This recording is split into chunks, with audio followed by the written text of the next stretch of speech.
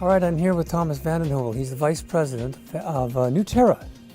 And you said in your presentation that you wake up in the morning thinking about water, you go to bed dreaming about it at night. You guys are all about water. It's what we do. It's the foundation and cornerstone of our company, and we're passionate about it. Every one of our employees. And it's all about clean water. I mean, all the presentations today, I really enjoyed yours, by the way, but from a layman's point of view, it's all about heating water or cooling water. Water is so central to everything in industry and, of course, our own lives. Yeah, I mean, there's a huge nexus of water and power. Right. We can't generate power without water.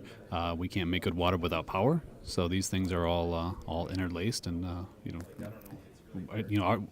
I look at it as our job to be able to be the voice of reason in having sustainable water use within industrial applications. You said the company's been in business in different forms or one another, but 150 years, that's a long time. That is a long time. A lot has changed since the beginning of time, and yet you said you still have some installations that are still there. Oh yeah, we've got installations that have been out there for and still operating from the early 20s. How have things changed? I mean, obviously the technology has changed.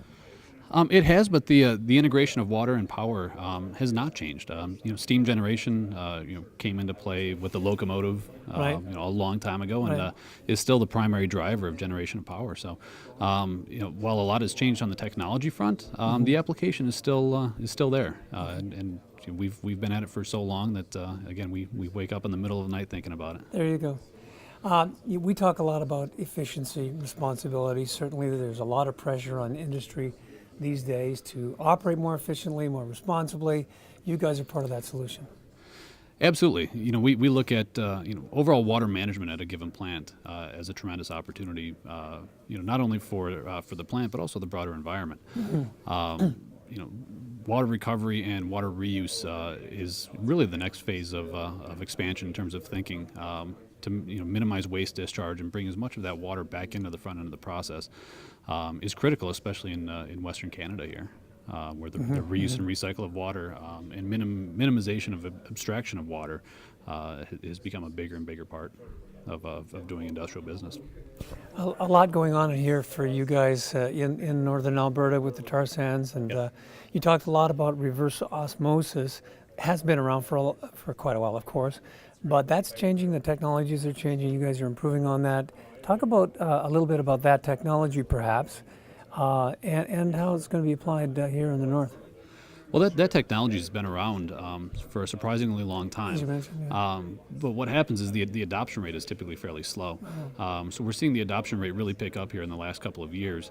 And with that, we can have better management of overall water solutions and be able to help operators run their equipment more efficiently, right? So the big application for RO and industrial applications is to minimize the fouling potential in steam generation, right? So if we can better optimize heat transfer efficiency, we can minimize the use of fuels, and by doing that, we can reduce the overall carbon footprint of industrial applications. So again, something we've got a burning passion for is trying to make sure we can not only support our clients, but support the environment through the process.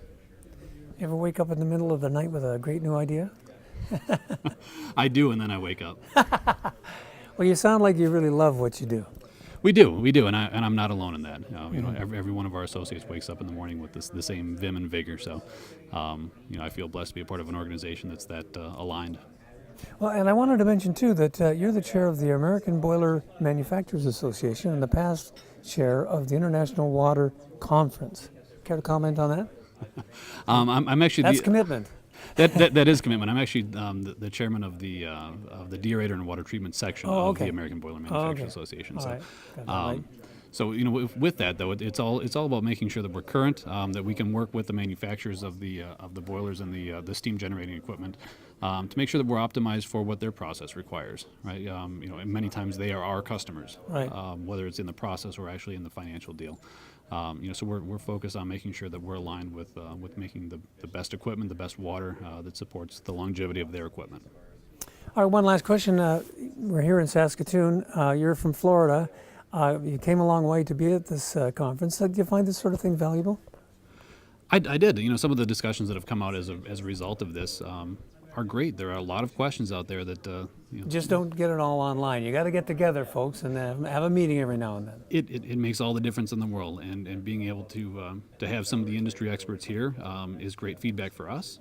And hopefully we can impart a little bit of our knowledge and history with those individuals as well. Well, great, and thank you for your presentation. It was wonderful having you. Thank you. Okay, take care.